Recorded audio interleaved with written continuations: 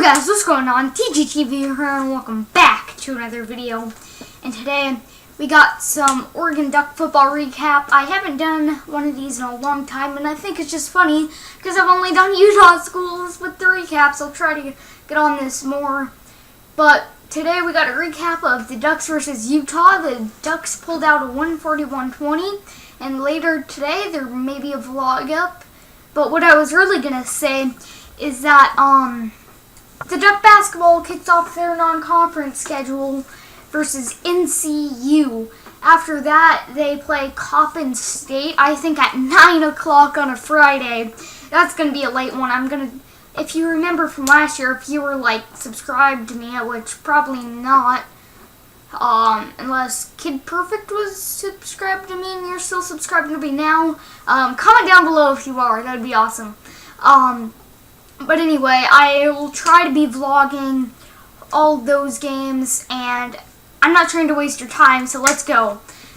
Starting off with the Oregon Duck passing, pretty bad as usual, but Burmeister compared to Tyler Huntley.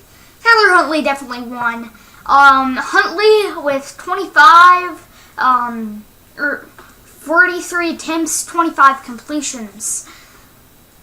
Compared to Burmeister, who is 9 for 12. That's crazy to me. That's absolutely crazy to me. You go from a guy who's throwing 43 to 50 passes a game to a guy that's only throwing 12 for 47 yards. And the thing is that those passes weren't long passes. You would expect them to be good yardage on them, but only 47 yards total passing for never mind. Only 47 yards for Burmeister. One touchdown though, just a little bootleg pass. For Huntley, 2 touchdowns, no interceptions. Not a very good QB rating, but Burmeister had a worse one. Burmeister with the 41.4 QB rating, and Huntley with the 60 QB rating. On to the rushing. Actually, before we get to that, Charles Nelson. That was a crazy throw and catch. If you guys didn't see that, you need to go search up the highlights because that was absolutely crazy. The Ducks have improved to 2-4 in conference play though. Utah down to 1-4. But anyway, Nelson on a reverse sweep type thing, almost gets tripped up and falls, but he manages to regain his footing, just chucks it up in the end zone. At the time I was like, no, don't do that, it's gonna get picked off because there was 3 guys in the end zone waiting for the ball, but Jacob Breland makes an insanely athletic play. He was like, oh, good job Breland, but it was pretty crazy.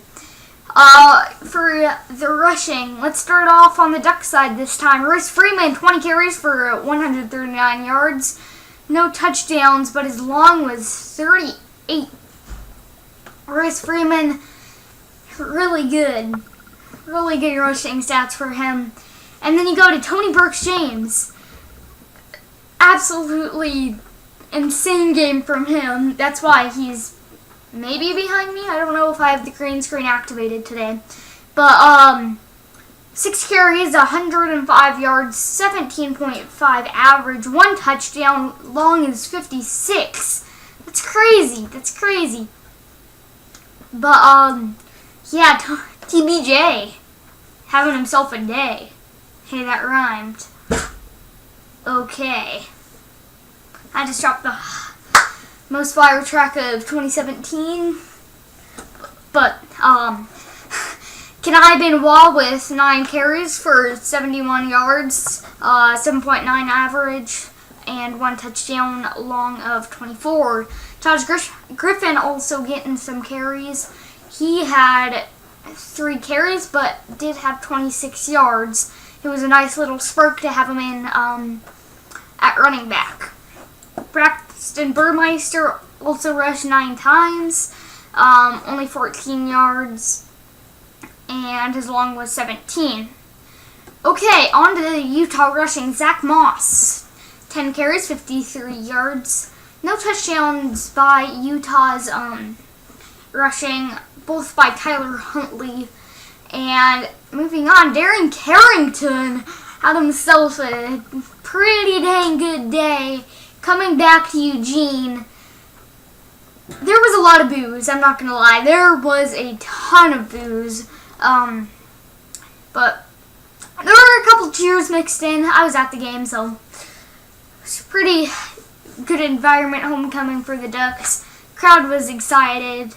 Carrington, 9 receptions, 130 yards.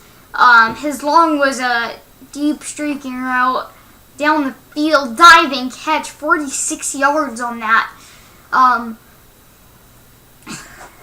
For Oregon, Breland had 1 reception and Nelson had 2.